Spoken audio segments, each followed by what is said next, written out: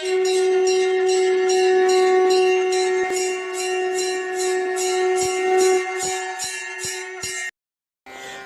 ஸ்ரீ குருப்பியோ நம. ஓம் கம் கணபதையே நம. நம்ம ஸ்ரீநிகேதன் மலைதரம் வாயிலாக முருகப்பெருமானுடைய சஹஸ்ரநாமத்திலிருந்து தினமும் ஒரு நாமாவளியை சிந்திச்சுருக்கோம். இன்றைய தினம் 744வது நாமாவளியாக ஓம் ரத்ன சன்மௌலி சோபாட்யாய நமஹ. முருகப்பெருமான ரத்னங்கள் இழைக்கப்பட்ட கிரீடத்தினால் அழகு பெற்று பிரகாசிப்பவருக்கு நமஸ்காரம் அப்படின்னு வர்ணிக்கிறது. இறைவனுடைய திருமேனியில் ஒவ்வொரு இடங்களிலும் ஒவ்வொரு விதமான நவரத்னங்களால் இழைக்கப்பட்ட விசேஷமான ஆபரணங்களெல்லாம் தரித்திருக்கார் அப்படின்னு பார்த்தோம். அந்த நவரத்னங்கள் எப்படி தோன்றியது, அந்த வலாரின்ற அசுரன் உடம்புலேருந்து வந்த ஒவ்வொரு பாகங்களும் ஒவ்வொரு ரத்னமாச்சு அப்படின்னு பார்த்தோம். அப்போ ஏற்பட்ட ரத்னங்கள் இழைக்கப்பட்ட கிரீடம் சுவாமி 6 முகத்தோடு இருக்கக்கூடியவர். 6 முகமான பொருள் நீ அருளல் வேண்டும் அப்படின்வார். இந்த 6 முகங்களுடைய தத்துவங்கள் எல்லாம் சிந்திச்சிருக்கோம். முருகப்பெருமான் எப்படி இருப்பார் அப்படின்னா, ஒரு உடம்பு 6 முகத்தோடு இருக்கார், ஷண்முகராக இருக்கார்.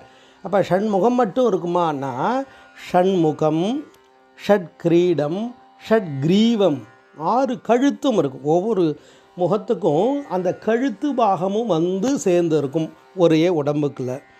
இதெல்லாம் ரகசியம். சுவாமியினுடைய தன்மைகளை நம்ம ரசிக்கலாம், அதனுடைய மூலத்தை நம்மளால் ஆராய்ச்சி பண்ண முடியாது. சூரியனை பார்க்கலாமே தவிர சூரியனை முழுமையாக பார்த்துட முடியாது, அதை பற்றி தெரிஞ்சிக்க முடியாது. அப்போ இறைவனுடைய ரகசியம் எப்பேற்பட்டதுன்னா, வாசித்து காணொணாதது, பூஷித்து கூடொணாதது, வாய்விட்டு பேசொணாதது, நெஞ்சினிலே மாசற்கு தோணொணாதது அப்படின்லாம் வர்ணிப்பார் திருப்புகழில். அப்போ இந்த 6 முகம்ன்றது மிகப்பெரிய ரகசியம். அந்த 6 முகத்துக்கும் 6 கிரீடம் இருக்குது. ஷட் கிரீவம், 6 கழுத்தோடு கூடியவராக இருக்கார். அந்த 6 முகங்களும் எப்பேற்பட்டதுன்றதுனா திருமுருகாற்றுப்படையில் அழகாக சொல்லியிருக்கார். முருகப்பெருமானுடைய ஒவ்வொரு முகம் இந்த உலகத்தில் இருக்கக்கூடிய அறியாமை இருளை போக்கிறதுக்கு ஒரு முகம், அடியவருக்கு வரம் கொடுக்கறதுக்குனே ஒரு முகம், இன்னொரு முகம் அந்தனர் வேள்வியை காக்கிறதுக்காக ஒரு முகம், இன்னொரு முகம் மெய் நூல்களுக்கும் எட்டாத பொருளை சான்றோர்களுக்கு உணர்த்தக்கூடியது, மெய்ஞான அந்த ஆனந்தத்தை கொடுக்கக்கூடியது ஒரு முகம். 5வது முகம் பகைவர்களை அழிக்கக்கூடியது. 6வது முகம் வள்ளியுடன் மகிழ்ந்து இருக்கிறது. இந்த வள்ளின்றது இந்த இடத்துல இச்சாசக்தி, உயிர்களை குறிக்கும். விரும்பி நம்மளை தேடி வந்து அனுகிரகம் பண்ணக்கூடியவர்னு அர்த்தம். அப்படி 6 முகத்துக்கும் 6 தத்துவங்கள் இருக்குது. அப்போ ஏற்பட்ட அந்த 6 முகத்துக்கும் என்ன பண்ணுறா அப்படின்னா, பிரம்மாதி தேவர்கள் எல்லாம் விஸ்வகர்மாவால் செய்யப்பட்ட விசேஷமான கிரீடத்தை முருகப்பெருமானுடைய 6 தலைகளிலும் சூற்றாலாம். சேனாதிபதி பட்டம் கொடுக்கும் பொழுது அதை கந்தபுராணம் அழகாக வர்ணிக்கும்.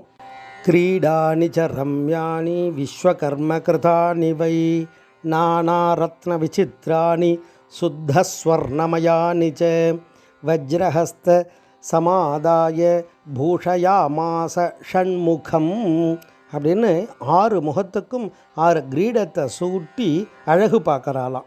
அப்பேற்பட்ட அந்த பாக்கியம் மாலையநாதி தேவர்களுக்கெல்லாம் கிடைச்சது. அப்பேற்பட்ட ரத்னங்கள் இழைக்கப்பட்ட கிரீடத்தோடு அழகு பெற்று பிரகாசிக்கக்கூடியவர்ன்றது தான் இந்த நாமாவளி தத்துவார்த்தமாக வர்ணிக்கிறது. ஓம் ரத்ன சன்மௌலி சோபாட்யாய நமஹ. ஸ்ரீ குருப்பியோ நமஹ. ஓம் சும் சுப்பிரமணியாய நமஹ.